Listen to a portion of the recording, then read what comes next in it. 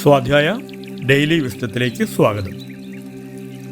പുല്ലിൻ്റെ ദൃഷ്ടിയിൽ പുലി നല്ലവനും മാൻ ദുഷ്ടനുമാണ്. പുല്ലിനെ സംബന്ധിച്ച് അതിനെ തിന്നുന്നത് മാനാണ്. അതുകൊണ്ട് തന്നെ പുല്ല് മാനെയാണ് ദുഷ്ടനായി കാണുന്നത്. എന്നാൽ മാനിൻ്റെ ദൃഷ്ടിയിലോ, മാനിൻ്റെ ദൃഷ്ടിയിൽ പുലിയാണ് ദുഷ്ടൻ. കാരണം മാനിനെ ആക്രമിക്കുന്നത് പുലിയാണ്. ഇത് നമ്മുടെ ജീവിതത്തിലും നമുക്ക് ഇതുമായി ബന്ധപ്പെടുത്തി ചിന്തിക്കാൻ കഴിയും. നല്ലത് ചീത്ത, നല്ലവൻ ദുഷ്ടൻ, ഇതെല്ലാം ആപേക്ഷികമായ നമ്മെ എങ്ങനെ അത് ബാധിക്കുന്നു എന്നതിനനുസരിച്ചാണ് നാം ചില സന്ദർഭങ്ങളെ നല്ലതായും മറ്റു ചില സന്ദർഭങ്ങളെ മോശമായും പറയുന്നത്.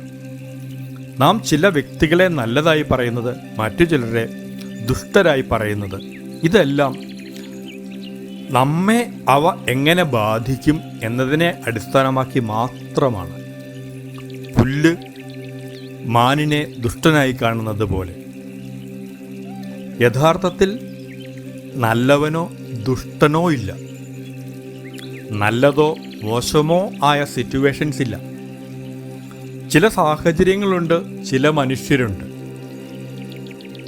പക്ഷെ നാം അവയുമായി പ്രവർത്തിക്കുമ്പോൾ, അല്ലെങ്കിൽ അവയും നാമും തമ്മിലുള്ള പരസ്പര പ്രവർത്തനം നമുക്ക് ഹിതകരമല്ലാതാകുമ്പോൾ നാം അവരെ വിളിക്കും ദുഷ്ടരെന്ന്, അല്ലെങ്കിൽ ആ സാഹചര്യങ്ങളെ വിളിക്കും ബുദ്ധിമുട്ടെന്ന്. യഥാർത്ഥത്തിൽ സാഹചര്യങ്ങളല്ല ബുദ്ധിമുട്ട്, വ്യക്തികളല്ല ദുഷ്ടർ. അത് ആപേക്ഷികമായ നമ്മുടെ കാഴ്ചപ്പാട് മാത്രമാണ്. നമുക്ക് ബുദ്ധിമുട്ടെന്ന് തോന്നുന്ന ഒരു വ്യക്തി, നമുക്ക് ദുഷ്ടനെന്ന് തോന്നുന്ന ഒരു വ്യക്തി, നമുക്ക് പ്രയാസമെന്ന് തോന്നുന്ന ഒരു സാഹചര്യം വേറൊരാളുടെ കണ്ണിൽ അങ്ങനെ ആകണമെന്ന് യാതൊരു നിർബന്ധവുമില്ല.